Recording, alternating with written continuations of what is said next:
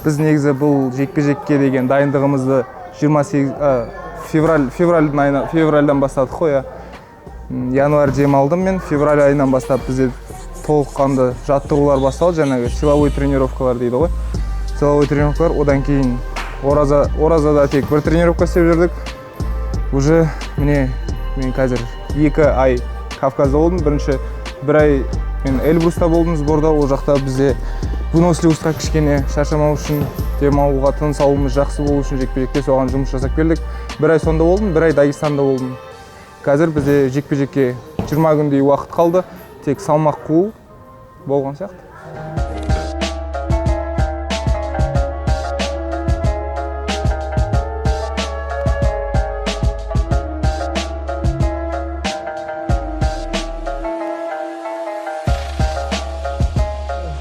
Біздің негізі менің основной спарринг партнерім дейді ғой.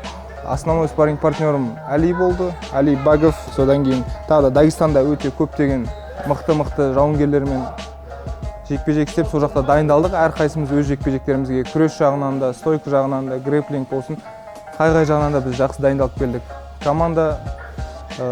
Командамыз үлкен ғой, мен бапкерім Дәнеш ағай бар, Аян ағайым бар, Асиф ағай бар осы жақта. Жаңағы Эльбруста Дагестанда дайындаған бізді Кабардов Руслан деген ағайымыз бар. Осы бойда айтарлықтай жалпы басымдығы оның, мен ойымша, именно оның күресін недооценивать етіп жатыр басқалар. Бірақ мен оның күресінде де ойлаймын. Бұйырса, осы 5 раундта күресте өзінің уровенін осы бойда көрсетеді деп ойлаймын.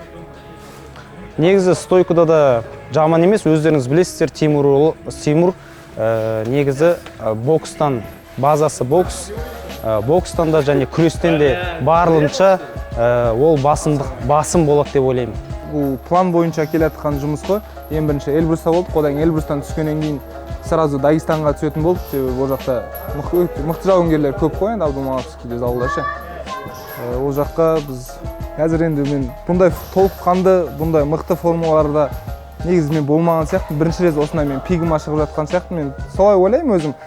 Бірақ бәрін жекпе-жек көрсетіп, ең бастысы бізде дәл қазір жарақат алып қалмай, салмақты дұрыстап реттеп, ең бастысы салмақ өткеннен кейін біз восстановлениемізді дұрыстап жасасақ, 5 раунд мен жылқы сияқты демалып шығамын бұл бойдың ішінде. Саралап, әрине күресте де бокста да өте жақсы. Өткен бойда оның боксын көрдіңіздер, деңгейі өте төмен емес. Бәрі оны күрес жағынан мықты деп айтады, бірақ ол мен ойымша күрес жағынан Тимурға айтарлықтай қатты соперник бола алмайды. Основном біз күреске көңіл бөлдік. Бұйырса күрестен уровеніміз көрсетеміз деп ойлаймыз. Че, братан, как подготовка от Тимы? Мощно. Че скажешь? В бешеной форме. Да, будет жарко. Приходите. Чего от него ждать, от нас? Искренне. Я говорю, рад за него, но не искренне. Не искренне. Я рад, но не искренне.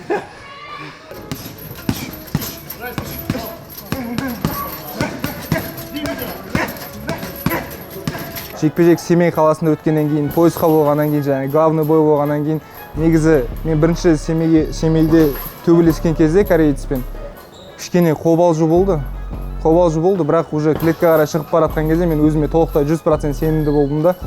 Содан кейін маған жаңағы қолдаулар көмектесіп, ол мейлі Семей болсын, мейлі Алматы болсын, мені қазақ елі кез келген қалада қолдайды деген ойдамын мен. Сондықтан ондай бір үлкен проблема жоқ, давить ету жағынан деген сияқты. Мен айтатын болсам, әрине өздеріңіз білесіздер, ол 2 айдай Осетияда болды, Дагестанда Хабиб Нурмагомедовтың залдарында тренировка жасады. Алла бұйырса, өздеріңіз бұйырса Семей Абай аренаға келіңіздер, бұйырса өзінің уровенін көрсетеді, барлықтарыңызды қолдауға шақырамыз. Тамерланды көбі фаворит деп санайды, және де ол да енді просто емес қой, рекорд 7-0, әлі ол ауыр бойларды өткен жоқ, бұлайша айтқанда. Ал менің 2 поражением бар, мүмкін содан кейін солай санайтын шығар. Бірақ маған әркімнің ойы қызық емес. Клеткада біз тек екеуміз боламыз, және мен оған толықтай 100% дайындалып келдім. Иншалла қолымнан келген бәрін істеймін, сол жерде мен поиспен сол клеткадан шығу үшін. Семей қаласында қазір басты жекпе-жекте турнирде 70 килограммның поясына төбелесетін боламын.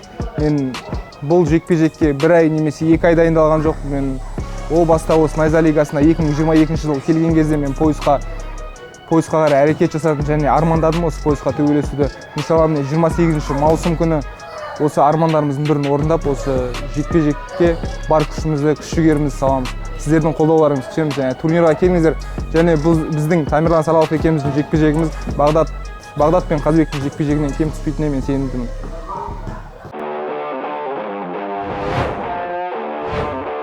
Дарлин. Будь чемпионом в бизнесе. Доверь рутину Дарлин. Попал, и я из этого, а вы мне говорите, что ты лукаешь? И ты проход сделал. Да. Что ты мучишь, а?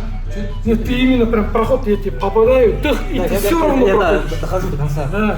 Упираюсь в И в этот момент я такой, и тормозну, а вы мне потом локтем не могу. Всем ассаламу алейкум, дорогие друзья. Подготовка прошла отлично. Спарринги прошли на высшем уровне. Поднимаем выносливость, поднимаем тактическую работу в бою. Так что готовимся на всех фронтах.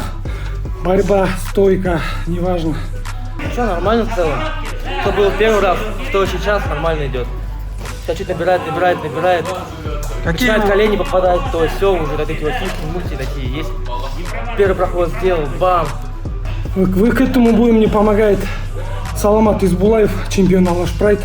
Это мой спарринг-партнер. Санжар, скажи, пожалуйста, что за конфликт у вас с Персом и что ты ему написал? Я не знаю, у нас никакого конфликта нет. В 2021 году он дрался с Муратбек Касымбаевым в Fight Night и выиграл этот бой. Но по мнению всех людей, что он проиграл. Я просто написал свое мнение ему в дайрект, и он близко к сердцу воспринял и начал говорить там непонятные вещи, говорить, что спросит с меня. Я не знаю, завтра посмотрим при встрече, как он будет это говорить. Длинные руки, ноги. Вот эти вот бывают такие фишки какие-то, бам-бам, невзначай, прям внизу. Короче, что-то готовит. Он сейчас не показывает, но что-то есть. Готовимся очень давно, мы профессиональные бойцы, постоянно тренировочный процесс. А именно с Хайбати я начал готовиться вот буквально 20 дней, может, я готовлюсь. Но ничего, мы готовы показать зрелище, мы готовимся в своем родном клубе Еркин Куш в городе Ахтубе. Что я могу сказать? Мой спарринг-партнер Саламат Избулаев мне помогает.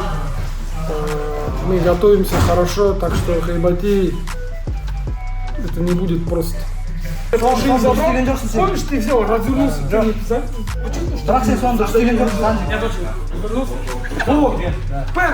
он неправильно делал вот этот. Если чуть-чуть ногу вот так вытащил, вот это смело вышел. Нет, скажи, второй раз получилось. Давай. Я первый претендент за этот пояс BMF. Я не знаю, как там оказался персидский дагестанец. Он первый бой свой проиграл в Назе Фанилю, а ушу мастер выиграл. И вот сейчас мы с ним, победители, будут драться за пояс, я думаю. И я выиграю иншаллах перса и выйду на ушу мастера. И в Давлета я отвечу. Ну, я наблюдал за ним, когда он дрался с Муратбек Касымбаевым. Он дерется в стойке, любит рубиться, так что это будет интересно. Хорошо борется, мы не боимся борьбы, мы тоже покажем свою борьбу. Так что будет зрелище, всех ждем 28 июня, город Семей. Всем фанатам ММА 28 июня, Абай-арена, город Семей, Найза 74.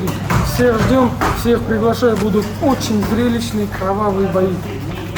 Достар, біздің ұжымымыз мына жерде енді түні күні ұйықтамай жұмысын жасап келатыр. Оның мен соны көре отырып, сіздерден бір нәрсе сұрағымыз келеді.